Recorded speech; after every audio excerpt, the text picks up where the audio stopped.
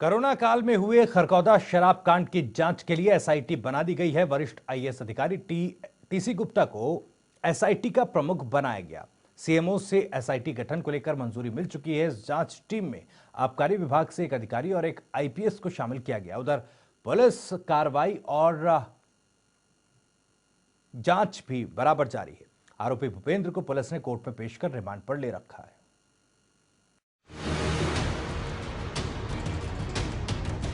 वरिष्ठ आईपीएस अधिकारी टीएस गुप्ता की अगुवाई में बनी एसआईटी अब खरखौदा शराब कांड की जांच करेगी। इस टीम में एक आईपीएस और आबकारी विभाग का एक वरिष्ठ अधिकारी शामिल रहेगा। वैसे सूचनाओं के मुताबिक गृह मंत्री अनिल विज ने एसआईटी को लीड करने के लिए सीनियर आईएएस अधिकारी अशोक खेमका और संजीव कौशल के नाम भी टीसी गुप्ता के साथ भेजे थे, लेकिन खेमका और कौशल के नाम को खारिज कर दिया गया। खरकौदा के जिस गोदाम से पुलिस की ओर से पकड़ी गई शराब रखी जाती थी, उसी गोदाम में आबकारी विभाग की शराब भी रखी जाती थी और यहीं से करीब 5,500 पेटी शराब गायब हुई थी। ये गोदाम भूपेंद्र सिंह नाम के आदमी का था। ये शख्स इससे पहले भी शराब की तस्करी के कई मामलों में शामिल बताया जाता रहा है। इस पर शराब तस्करी के 1 दर्जन से ज्यादा मामले दर्ज हैं। प्रदेश के गृह मंत्री इस बात से भी नाराज हैं कि पुलिस की ओर से पकड़ी गई। वहीं प्रदेश के गृह मंत्री अनिल विज ने बताया कि कथित शराब तस्करी मामले में एसआईटी जांच करेगी। साथ ही लॉकडाउन के शराब के स्टॉक्स और सभी पुलिस थानों के मालखानों की भी जांच की जाएगी। जो हमने 3 अधिकारी दिए थे, उसमें से टीसी गुप्ता को इस कमेटी का चेयरमैन बनाना तजवीज़ किया है। तो अब ये कमेटी काम करेगी और ये जितने भी शराब के मामले हैं, चाहे L1 के हैं, चाहे L14 के हैं, जहाँ जहाँ FIR दर्ज हुई हैं, उन सब की जांच करेंगी। तो पवन हमारे संवाददाता ज्यादा जानकारी के साथ जुड़ रहे हैं। पवन, कथित शराब तस्करी के मामले में टीसी गुप्ता को एसआईटी का प्रमुख बनाया गया और क्या कुछ जानकारी आपके पास? जी बिल्कुल, हरियाणा में सोनीपत जिले का शराब तस्करी का मामला जो है वो सुर्खियों में है और ख़ास तौर पर इस मामले में जब ये मामला सरकार के संज्ञान में आया, उसके बाद गृह मंत्री अनिल विज ने सबसे पहले ये कहा कि इस मामले में जांच करवाएंगे, क्योंकि 2 एसएचओ को सस्पेंड कर देने से महज कार्रवाई पूरी नहीं हो सकती। इसी के चलते अनिल विज ने इस मामले में जांच करवाने की बात कही थी और बाद में अनिल विज ने इस मामले में ये भी कहा कि जो हरियाणा के आबकारी मंत्री भी हैं, उप मुख्यमंत्री दुष्यंत चौटाला हैं, उनकी तरफ से उन्हें इस मामले में कोई एसआईटी गठित करने के बारे में कोई बातचीत नहीं की गई है। हालांकि 5 मई को दुष्यंत चौटाला ने ये जरूर कहा था कि उन्होंने आग्रह किया है, अनुरोध किया है, उप मुख्यमंत्री ने ये कहा था कि गृह मंत्री से उन्होंने अनुरोध किया है इस मामले की एसआईटी जाँच के लिए। हालांकि कैबिनेट में ये मामला जो है वो जरूर उठा था, 5 मई को कैबिनेट हुई थी। अब इस मामले में अपडेट ये है कि इस मामले में एसआईटी गठित सरकार ने कर दी है। इस एसआईटी को हेड करेंगे आईएएस अधिकारी टीसी गुप्ता, उनके साथ एडीजीपी सुभाष यादव कमेटी में शामिल किए गए हैं आईपीएस के तौर पर, और विजय सिंह जो आयुक्त हैं, जो आबकारी विभाग में असिस्टेंट कमिश्नर हैं, वो एक्साइज विभाग की तरफ से अधिकारी के तौर पर कमेटी में रहेंगे। यानी 3 अधिकारी जो हैं वो इस कमेटी में हैं।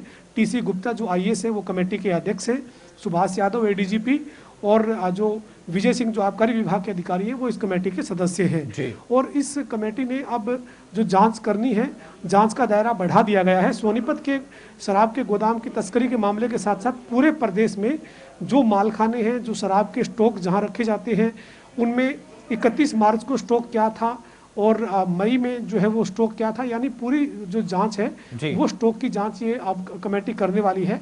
सरकार ने इस एसआईटी को एसईटी का नाम दिया है, यानी स्पेशल इंक्वायरी टीम, विशेष पूछताछ कमेटी इसको बनाया गया है। चूंकि जब किसी जांच के लिए कोई कमेटी गठित की जाती है और उसमें जब अलग अलग विभाग के अधिकारियों को लिया जाता है तो फिर वो इंक्वायरी टीम के तौर पर जानी जाती है और इन्वेस्टिगेशन टीम के अलावा उसको इंक्वायरी टीम कहा जा रहा है। तो अनिल विज ने जानकारी दी है कि एसईटी जो है वो बनाने की आखिरी मंजूरी सरकार ने दे दी है।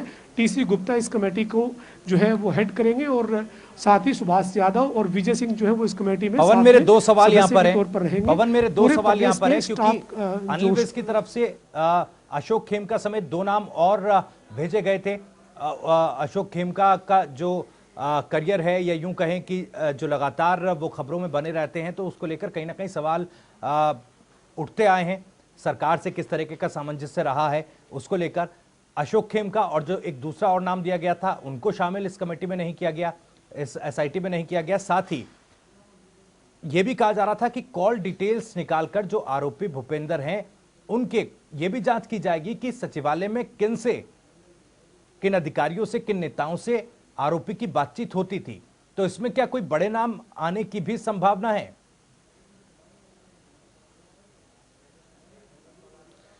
बिल्कुल, इसमें कोई दोहराई नहीं है। एक ऐसा व्यक्ति जिसके खिलाफ कई मामले पहले से दर्ज थे, उसके बावजूद उसी व्यक्ति को उसी के गोदाम में शराब जो है वो रखने की इजाज़त दी हुई थी। उसी के गोदाम को सरकार एक तरीके से यूँ कहेंगे पुलिस विभाग जो है वो लीज पर लेकर आगे काम कर रहा था। उसमें शराब का स्टॉक जो है वो रखा जाता था। तो कहीं ना कहीं सवाल उठना लाजमी है कि एक व्यक्ति जो पहले से ही शराब की तस्करी, शराब की चोरी के मामलों में जो है वो आरोपी है, उसके बावजूद उसी को शराब का जो है वो रखने का जो गोदाम का काम है वो उसी के गोदाम को दिया जाता है। तो सवाल उठना लाजमी है। दूसरी तरफ अशोक खेमका और संजीव कौशल दोनों वरिष्ठ आईएएस अधिकारी हैं। उनका नाम भी गृह मंत्री की तरफ से मुख्यमंत्री को भेजा गया था कि अशोक खेमका, संजीव कौशल या फिर टीसी गुप्ता, इन तीनों में से किसी से कमेटी की अध्यक्षता करवाई जाए। और सरकार ने जो मंजूरी दी है वो टीसी गुप्ता के नाम को दिए। टीसी गुप्ता भी इस कमेटी के अध्यक्ष होंगे, वो जांच करेंगे। अशोक खेमका विसल ब्लोअर के तौर पर जाने जाते हैं। उनकी लगातार, चाहे पूर्व की 10 साल की हुड्डा की सरकार रही हो या उसके बाद पिछले 5 साल की बीजेपी की पूर्ण बहुमत की सरकार, या फिर आज जो है वो उससे पहले तमाम जो मामलों में अशोक खेमका की सरकार के साथ कई बार ठनी है और सरकार के ऊपर सीधा सीधा हमला जो है वो अशोक खेमका बार बार करते रहे हैं। तो ऐसे में सरकार ने जो टीसी गुप्ता को चुना, उसके पीछे एक बड़ी वजह ये हो सकती है कि अशोक खेमका जो है वो सरकार के ऊपर कई बार कई तरह के हमले भ्रष्टाचार के मामले में भी कर चुके हैं। अगर इस मामले की जांच अशोक खेमका को दे दी जाती तो सरकार के सामने और जो है वो गले की फांस बन सकता था ये पूरा मामला।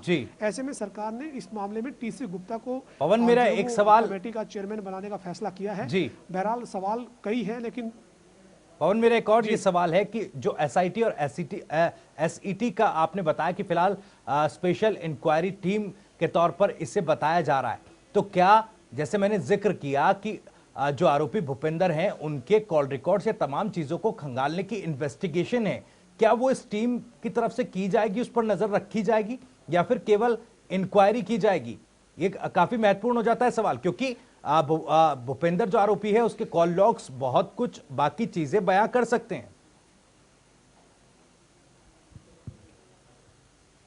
बिल्कुल, देखिए जो एसईटी बनी है टीसी गुप्ता की अध्यक्षता में, ये कमेटी न केवल L1, L13 के जो मालखाने जो रहे हैं, जो पूरा शराब का स्टॉक कितना था, किस वक्त कितना था, इसकी जांच करेगी। इसके साथ साथ ये भी जांच करेगी कि जो सोनीपत की शराब तस्करी के मामले का आरोपी भूपेंद्र सिंह है, जिसने सरेंडर कर दिया है, जो पुलिस की हिरासत में है, उससे भी पूछताछ करेगी। उसके अलावा उसकी फ़ोन कॉल रिकॉर्ड, उसके कहाँ कहाँ संबंध रहे हैं, किन लोगों के पास आना जाना रहा है, किन किन से बातचीत हुई है, वो सभी जो चीज़ें हैं वो एसआईटी जो जांच करेगी, एसईटी जो जांच करेगी उसका हिस्सा रहेंगे।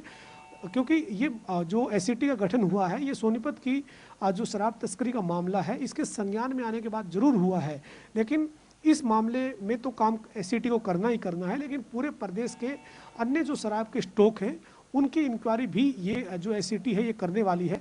लेकिन फोकस जो जांच का है वो उसी मुद्दे पर रहेगा। सोनीपत में जो शराब तस्करी का मामला है, भूपेंद्र सिंह जिसके आरोपी हैं, जिनको पुलिस जिन्होंने खुद पुलिस के सामने सरेंडर किया है, तो अब इस मामले में और बड़े लोग या कौन कौन किन किन अधिकारियों से या किन किन वीआईपी लोगों के साथ भूपेंद्र सिंह का संबंध रहा है, किन के साथ बातचीत हुई है, कहाँ से क्या कोई राजनीतिक संरक्षण था या नहीं था, इन तमाम जो है पहलुओं की जाँच ये एसईटी करने वाली है।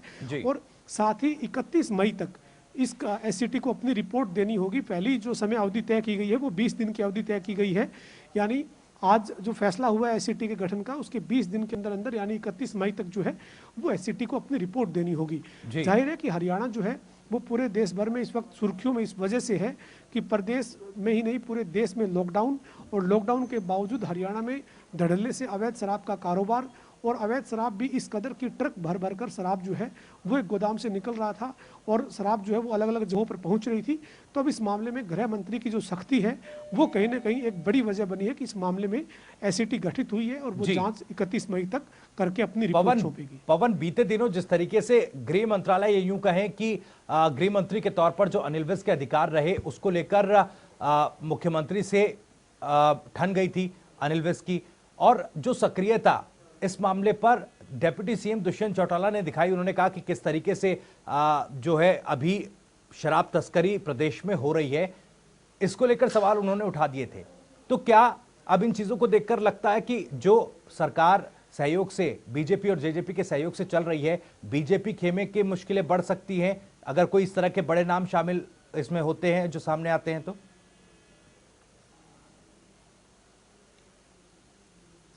देखिए, बड़े स्तर पर शराब की तस्करी हो रही थी। अवैध शराब का कारोबार हरियाणा में लॉकडाउन के दौरान बहुत ज़्यादा बड़े पैमाने पर हुआ है। पूरे प्रदेश की अवैध शराब के कारोबारी के चलते, अवैध शराब के मामले जो है वो लगातार सामने आने के चलते किरकिरी हुई है, इसमें कोई दोहराई नहीं है।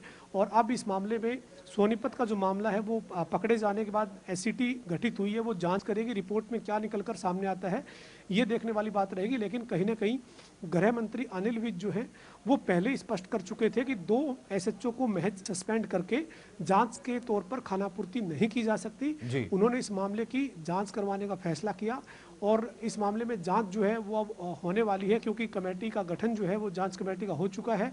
20-21 दिन में उनको अपनी रिपोर्ट भी देनी होगी। सरकार गठबंधन की सरकार है, जांच जब होगी तो जांच की सुई कहां पर जाती है, किन किन के ऊपर जांच की सुई टिकती है, आखिरी जो है वो कहां से किस तरीके की मदद भूपेंद्र सिंह को मिलती रही है, इसका क्या खुलासा होता है ये देखने वाली बात रहेगी। लेकिन फिलहाल जो है वो एसआईटी की जांच की रिपोर्ट जो आएगी उसका इंतजार करने की जरूर है।